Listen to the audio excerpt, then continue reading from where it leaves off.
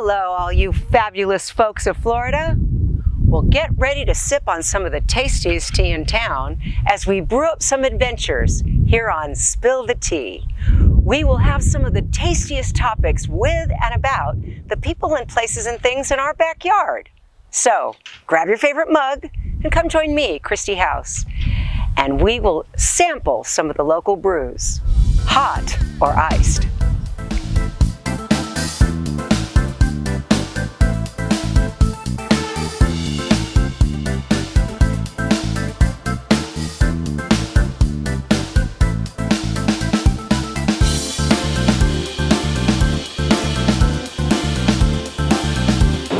Well, so here we are at the Hilton Terrace Inn, and I've been watching our interviewee set up his instruments tonight, and that's been an education in itself. But we are here to spend the evening listening to Sean T play, and we'll talk to him after the show about what else he's up to. But say hello to the Spill the Tea steep enthusiasts. That's right. What's going on, folks? Sean T Music Global. Make sure you come down on Tuesday, 7 to 9. Hilton Inn, okay? The Terrace. And from what I can tell, your host might want to get up and shake it a little. So now you have a goal. To get me on my feet. That's right. And we're going to do that. Everybody's got to have a goal, you know. So, looking forward to enjoying the show. All right. The great Bob with this one. Beautiful one, we all know.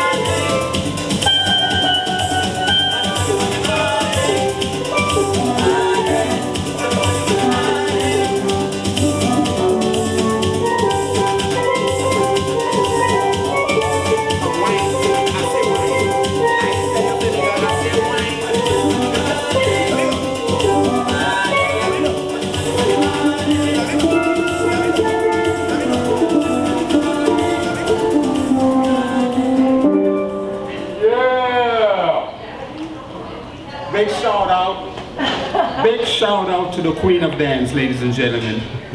Big shout out to the Queen of Dance. And we did catch you on video as well. Well, what a night.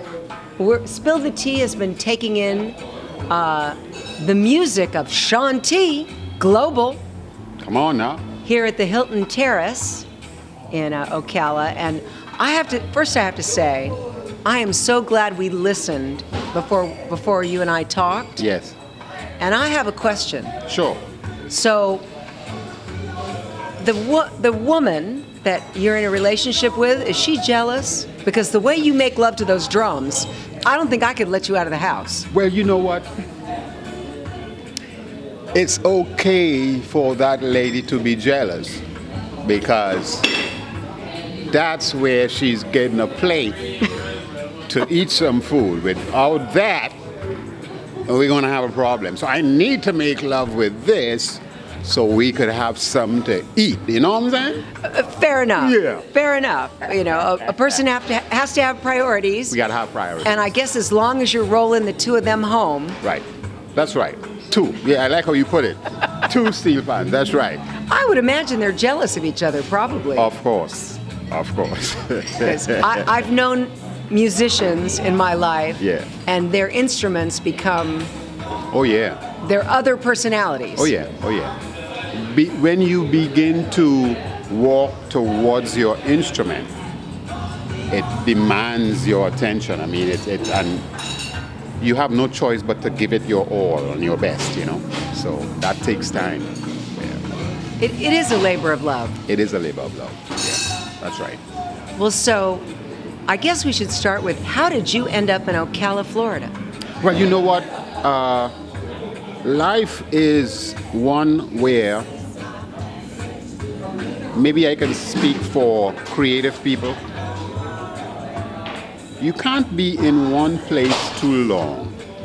You know, I guess it depends on where you're trying to go. So the wind will pick you up sometimes and you just have to travel when the wind blows. But I was in Brooklyn before, and Ocala, I began to work in the Boys and Girls Club. So started doing some work with the Boys and Girls Club, teaching them how to become good rhythm or time keepers on the bucket. We call it bucket drumming.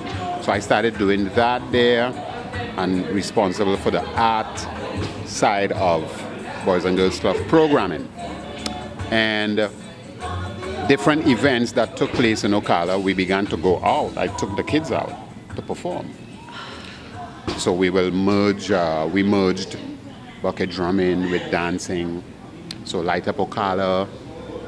We also had the Christmas parade. We have the Leviamp music series that took place. It's taking place now as we speak, actually, every Friday. Yeah. But back then, we had these kids all up in these shows performing.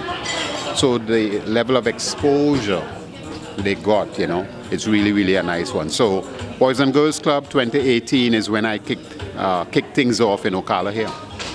You know, I don't think people understand, or at least these days not a lot of people, that when you take the arts out of education, what you're robbing kids of. Well, it's unfortunate. I mean, think about kids. We come into this world and the first thing we do is play. All we do is play, and we figure out things, we do things that adults would like to see us do. Yeah, that's one of those guys Co-sign. there. Yeah. We do things that adults would pick up on and say, wow, look at how this one is moving their body, or they sing, or they talk, or da-da-da. So we are kicking things off in the arts, even at that age. We don't know we are in the arts, but from then, folks will have gatherings, families will have gatherings, and guess what? The little one might be the entertainer, not knowing that he or she is already basking in the arts. So when you take away that kind of stuff, expression, creativity, you know, vision, just being able to tap into yourself and figure things out, you're taking away a whole bunch of stuff there. And music is math. Well, listen, music is love, it's Yes. math, it's communication, it's you can't get anything else. You can't be connected to anything else emotionally but music.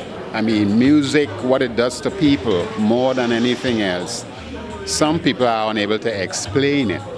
It's a feeling that is beyond, the human language of trying to say how you feel. So music is we're gonna leave here and music will be continuing, so. And probably it's one of the first things that a community did together after eating. Yes. When you think back to the origin of man, Oh yes. that they started off eating together and then they began to tap Yes. on the skulls. Oh yes. Oh yes. And the thing about it is, and that is what makes the world a beautiful place. You have all of the different communities bringing a certain culture to the table, in song, in performance, in playing instruments, and all these different things, in dance, and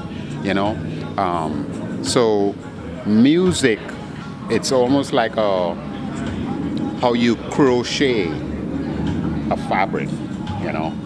You are crocheting people, you crochet a community in music, you see, and when you leave that community and you go somewhere else, you go with that. And that can be a foundation to keep you safe when you channel back to that. Because it's very, very powerful. So I feel as if I want to ask where you got your music education. Of course. So, fortunately, I had a father that was a rebel in Trinidad. And what I mean by that is the steel pan instrument is an instrument his mom did not want him to be close to. But guess what? He found a way to steal one, and he was able to hide that instrument under his bed. And when everyone is asleep, he's going to wake up and look at it, and he's dreaming about making it. Guess what? He became one of the best makers of the steel pan instrument, and he created his own steel band orchestra. He built it. So I grew up in that nest of music coming from the steel pan family and community in Trinidad. Age 7, I'm beginning to step in to the steel band orchestra to perform and learn these songs. And then from there, voila, I'm here. As natural as breathing. Oh yeah. And the good thing is, the instruments, a lot of the instruments he made is still in existence, because my brother, who is the captain, manager of the steel band now, my mother is still also managing, as well as 2 sisters. So it's a community band. It's still in existence. So his legacy is still living on, you see.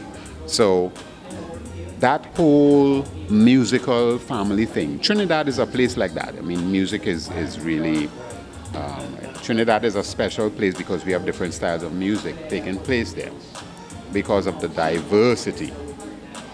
But the steel pan instrument and, of course, calypso music is like a brother and sister, you see. So my upbringing in there propelled me into becoming a jazz musician, having to study jazz in Boston, landed a 2-year scholarship. I was blessed with a 2-year scholarship to leave Trinidad in 1995 to study jazz at New England Conservatory in Boston. And I was literally thrown into Rome with lions because I did not read music, but I played a good drums. Right. And my playing drums came because of my father again and his steel band orchestra. I started playing drums for the orchestra. And then I started to venture out and play with different bands in Trinidad. Jazz bands, calypso bands, soca bands, reggae bands, rock bands, you know. And eventually I'm gonna land this or be blessed with this 2-year scholarship to go to Boston. Did that, graduated, and then started performing in New York and stuff. Went back to Trinidad, created an organization called Jazz Alliance of Trinidad and Tobago, and started to promote jazz education and workshops and events. And I had a lot of, I brought some of the masters I studied with, I brought some of them to Trinidad to teach and perform. And because of the education, you were able to write your book. That's right. So you could save the music. Right. So that book I wrote is called Calypso Real Book. How did that book come about? So I'm in New York, and I'm playing jazz, and I'm going to these different jam sessions. Now, jam sessions, that is where you may have some small books that you could walk with. We call them real book, jazz fake book, and they have in them a lot of jazz standards. So if you play jazz and you go to a jam session, and some of the musicians on stage say, well, okay, what do you want to play? If you don't know, they may call a song, you need to know the song. Right. But if you don't know it, you could kind of open the book, and that book gives you a lead of the song. So you might be familiar with the song. So in doing that for a while, I stumbled upon calypso music being left out of the pack. I'm saying, well, you know, I'm hearing different styles of music. I mean, it's jazz, yes, but they may even call a reggae tune from Bob Marley to jam on, you see, and take it into a kind of jazz kind of thing. But I didn't hear anybody mention calypso. So the idea came to produce a book about calypso standards. So eventually it will make its way into these jam sessions, and you might go to Spain someday or wherever, and you may hear some musicians playing a calypso piece and putting their jazz experience in it. That's wonderful. Yeah, well, thank you very much. Yeah. Well, I love the idea of you having found it with your father, and now you're passing it on to other generations of musicians. Oh, yes. So in Ocala, I left Boys and Girls Club in 2022 or 21, I believe, and started the Sean T Music Global. And then I also started the Ocala Arts and Entertainment podcast. And then up came the Ocala Steel Orchestra, which is a non-profit. And this non-profit is about free music literacy on steel pan instruments and percussion in Ocala. So people can learn this instrument the same way I was able to learn this instrument free coming up under my dad. Folks have an opportunity to come and just learn this music. So every Monday, Wednesday, and Thursday, we function at the Lillian Bryant Community Center, just across the street from Mary Sue Rich Community Center, from 4 to 7:45. Yeah. We might have to come down and check that out. Oh yeah, you got to come and check it out. It's a really nice space. We have all our instruments inside there. We don't have to break them down and put it back up. Right. So Monday, Wednesday, Thursday, and we are actually preparing for the International Jazz, Art and Poetry Festival. That's coming up on April 30th. So the Steel Orchestra is going to be playing, and we have a surprise for the audience because we're going to do something for the first time, and people will experience it right there and then in that space at Mary Sue Rich Community Center. The Steel Orchestra with some other musicians, and we're going to be creating something that's fresh. Well, I'm intrigued. Yes. I will be writing that down when I step away from you. Yeah, You said April 30th. April 30th from 6 to 9 at the Mary Sue Rich Community Center, International Jazz, Art and Poetry Festival. Well, I can also tell you as a singer that it's the drummer that you want to love you. Oh, that's not a bad idea. That's not a bad idea. I know who makes me look good. Right. You got Because everybody else will follow him. Yes. So if I've got him on my side, he'll keep the rest of them in line. That's right. You got to keep things in the rhythm. Everything is about rhythm. Exactly. So, Well, I feel like there's 1,000 different things to ask you, but I suspect we'll be seeing more of you. oh yes, we have a lot more stuff happening. We do Shanty Music Global. We do a drum circle just down the street from here, and that's every Friday from 6 to 8:30. You could come and jam with us. You have drumsticks and you jam in with us on bucket drums. And of course, here is every Tuesday from 7 to 9 at Hilton Caribbean Nights. We have Levy Amp coming up, and my jazz trio is going to be performing. This is Friday, the 19th of April. From 7, we kick things off. So that's piano, acoustic bass, and myself on drums. Oh. Yeah, so that's coming up next Friday. And then I'm also at Earth Fest on Saturday 20th. That's down at Tuscaloosa Park. I'm doing a drum circle lessons down at Tuscaloosa Park on Saturday from 12:45. Well, Earth you Fest. will have to come by and check me out because I am telling a story about the palm tree. Oh, I'm part of the storytelling nights, and we have 5 trees in the park, okay, that beautiful. each with a different storyteller that will Beautiful. tell a story throughout the day. Yeah.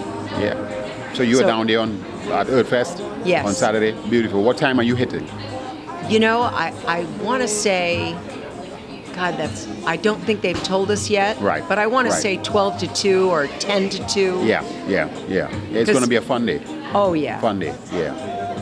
Yeah. So a lot of stuff we happening. all drew lots on the trees. Yeah, And well, I won't spoil my story for you, of course. but it's about how not all palm trees are natives, but they're at home here. Of course. Good. Well, So I think we have a theme yeah. going. Nice. Well, this has been lovely. Yeah. And thank you. Of course. Thank you all. I appreciate this a lot. Well, Yeah, we finally got it done. Huh? exactly. And there shouldn't be an empty seat in here on Tuesday nights. Right. Oh yeah. That's I know true. where I'll be from now on. Yeah, it's a nice hang, mature folks to come out and just, vibe in love. You know what I mean? Exactly. And the Hilton is very welcoming. Oh yes, it is. They have set the perfect stage for what you do. And that's nice, because not all venues are that way. Yeah. But I have found them very eager to set the stage. Oh yeah. And so, like I say, we've spilled a little tea. I haven't gotten the good gossip on you yet, but remember, you can run, but you can't hide. Right. Yeah. Well, like I say, thanks so much. Yeah, And thank you. What a gift you are. Thank you very much. Appreciate And it. I look forward to unwrapping you further. Of course. And you can tell the lady love from me. Oh, I will do that. That I'm not a threat. I'll talk to her for you. Yeah. Well, I wouldn't touch her without your permission. That's right. You know they can be finicky. Yeah. But I guess if you had to be owned by any instrument, she might be able to protect you in a fair fight. Maybe. I wouldn't want to get hit in the head with her. With either of them. Yeah. Well, I think we've learned a lot, and I look forward to seeing some of you folks here over at the terrace on some of these lovely evenings here in Ocala. Tuesday, 7 to 9, Hilton, downtown Ocala. Hilton Garden Inn, downtown Ocala. We are on the terrace. And you know 7 to 9. the food is pretty good too. And the people. The people are the best. We got Joe in the house, man. Come on Yes. now. Joe is in the house. And we'll take it out, gentlemen. Peace out, guys.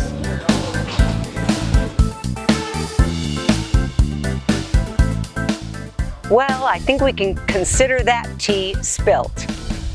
But we'll brew up something new for you next time. So, see you then on Spill the Tea.